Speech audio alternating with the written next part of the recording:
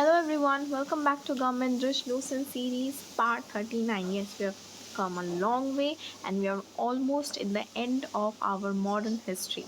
So let's get started.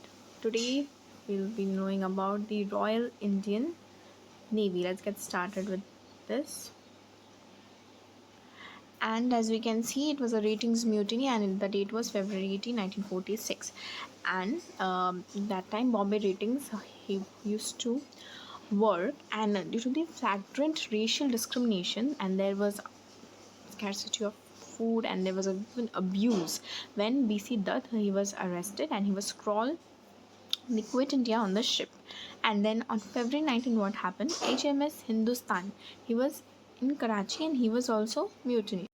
And Vallabhai Patel, then Jinnah, they all came up jointly, and they had persuaded the Britons that they will be surrender them on February 23, 1946.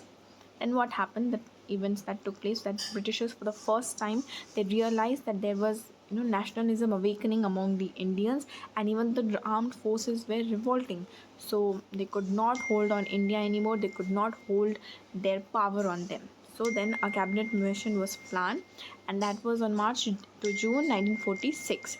And then the British Prime Minister, that was Lord Attlee, he had made a declaration on March 15, 1946, that the cabinet mission plan that was proposed by the Britishers, they would visit India, and also make recommendations about the constitutional reforms that used to be all there was existing, but more to be added and introduced in India. And it also included of Lord Patrick Lawrence, Stamford Cripps, and A.V. Alexander, and they had all visited India and met the representative of different political parties. But there was a solution like of this, that the constitutional difficulties could not be found. And then the mission, they came to a conclusion of the framing of the Constituent Assembly. Yes, finally the Constituent Assembly framework had started, as an interim government was also formed, and the Muslim League also accepted the plan on June 6, 1946. Please remember the dates because those are very important. They had accepted it, and they were also given the notion that okay, you will be provided with a separate Muslim state as well. The Congress also partially accepted the plan. Now let's know about the direct action campaign that took place on August 16, 1946. And how did it come? It was provoked by the success of the Congress, like how the Constituent Assembly, all the voting happened. So it was just a provocation of that. Then the Muslim League, they had launched the direct action campaign on this particular date. Please remember, and due to this there was widespread riots in the country. People were fighting on the name of religion. It was total communalism in the air. Then we have the interim government that was on September 2, 1946, and then interim government was formed. There was Congress members. They were led by Pandit Jawaharlal Nehru. They joined, but the Muslim League did not. They had boycotted it, and they had also withdrew. They had accepted the cabinet mission plan, but now they had withdrew their acceptance.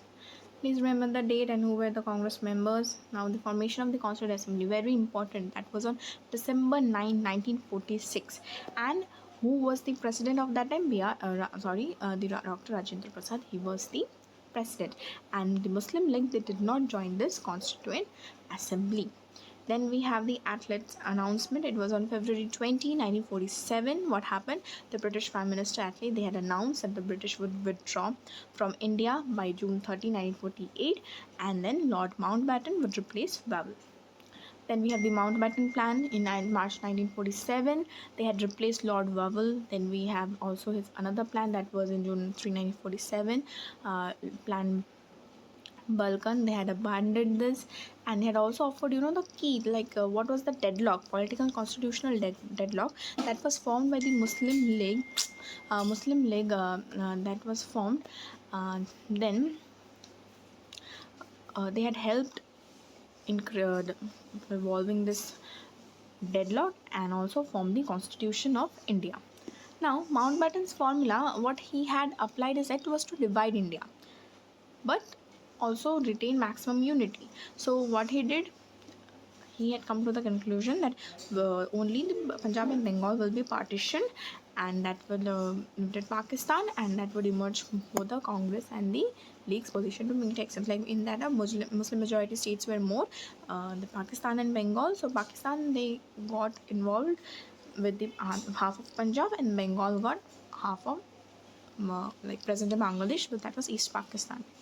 Now, the League's position of Pakistan, they conceded that okay, we will get Pakistan, but the Congress position, they should also make sure that the Congress would have no stake or no say in the Pakistan situation. And now here also detailed principles for the partition of the country, and special speedy transfer of political powers. Like first they had different like one electorate, so now they got divided. They had one electorate, and also the newly formed part like India and Pakistan, they all wanted a different dominant status, and then the Congress also accepted it and then made the birth of Pakistan. Now we have the Indian Independence Act, that was 1947. They contained the provisions of the Mountbatten Plan, which was introduced in the British Parliament, and then the Indian Independence Act was passed. They had the different, detailed measures like what were needed for the partition of India, like how the political powers to be transferred from the India's dominance to the Pakistan as well, what the constitutional assemblies, everything was there in the Indian Independence Act. Then how it became states after the independence. So then all the states except Kashmir, Junagadh, and Hyderabad, they had signed the instrument of accession with India, but the Maharaja of Kashmir, they had accepted to accede India in 1947 when irregular Pakistan troops invaded states. So that time he thought, yes, we have to accede with India. So they did. Then Junagadh was also a Muslim, but there most of the majority was Hindus. So therefore, the people decided of that referendum was there that yeah, majority is Hindu, so we should join with India. They had joined. Then the Nawab of Junagadh left for Pakistan.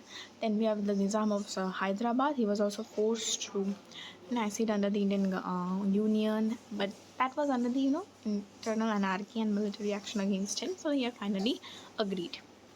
Then the French colonies, they were there, Pondicherry, Chandranagar, Mahe, Karaikal, and Yanam, they also came to an end. These are all the French colonies, and these territories were integrated with India.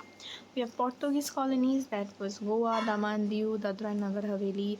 Then we have all these were liberated by the freedom fighters, and Indian troops helped Goa, Daman, and Diu from the Portuguese in 1961. Then these all are important dates of the ancient India. Please go through all of them once so that we can get an idea like what had happened in the ancient one. We have covered the modern history for now.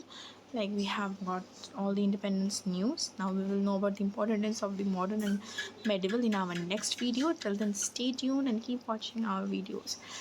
So go through all the dates. I have marked all the important ones, and do not forget to like, share, and subscribe our channel so that we can come up with more such informative content for you. Till then, take care. See you.